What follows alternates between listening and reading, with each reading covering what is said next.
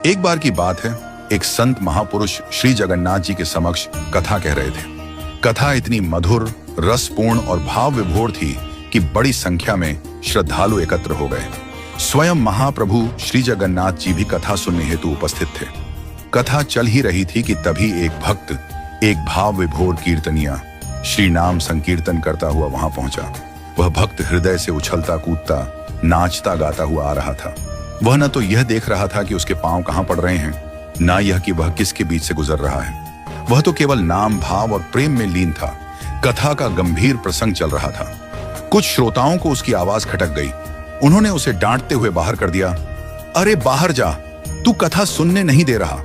और जैसे ही उन्होंने उस भक्त को बाहर निकाला, गर्भगृह में विराजमान श्री जगन्नाथ जी ने अपने कपाट बंद कर लिए। पूरा परिसर स्तब्ध रह गया।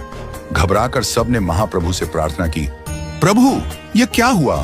तब भीतर से महाप्रभु की वाणी आई, तुमने जिसे बाहर कर दिया वह मेरा परम प्रिय भक्त था। वह कई दिनों से निरंतर नाम संकीर्तन करता हुआ भूखा प्यासा मेरे दर्शन को आ रहा था। उसके पैरों में छाले पड़ गए थे, आंखों से अश्रु बह रहे थे। उसकी बस एक ही इच्छा थी कि मेरे द्वार तक आते आते भी मेरे नाम का संकीर्तन न छूटे। वह अंतिम क्षण था जब वह मुझे देखकर मुझ में विलीन होने ही वाला था और तुमने उसे बाहर कर दिया। श्रोताओं ने कहा, प्रभु कथा चल रही थी, उसमें व्यवधान नहीं होना चाहिए था। तब महाप्रभु बोले, कथा तुम मुझे ही सुना रहे थे ना, तो कथा बाहर जाकर करो।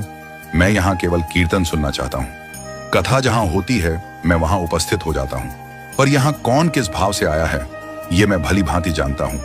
इसलिए किसी को रोकने, भगाने या स्थान देने का अधिकार तुम्हें नहीं है। महाप्रभु आगे बोले, मंदिर में पुजारी जो भी करते हैं वह मेरी आज्ञा मानकर समझो।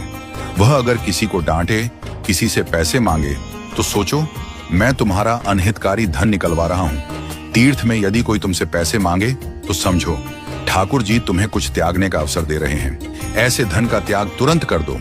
वह धन जो तुम्हारे अहंकार, मोह या पाप में वृद्धि करे, उससे मुक्ति पाना ही श्रेयस्कर है। और तभी से एक परंपरा बनी, कथा गर्भगृह से बाहर होगी। मंदिरों में केवल कीर्तन होगा, क्योंकि ठाकुर जी को कथा नहीं, भाव युक्त कीर्तन प्रिय है। महाप्रभु सदा भुजाएं पसारे खड़े रहते हैं, जैसे कीर्तन की मुद्रा में। उनका मन कीर्तन में ही रमण करता है। शास्त्रों में वर्णन है, जो भाव में डूबकर कीर्तन करता है वह स्वयं को पवित्र करता है और पूरे विश्व को भी। आप सोचते होंगे कि महाप्रभु स्वयं कीर्तन में नाचते हैं, पर सच ये है कि जब हम हरे कृष्ण कहते हैं तो ठाकुर जी हमारा नाम लेते हैं। जो उनका नाम लेता है वे उसका नाम गाते हैं।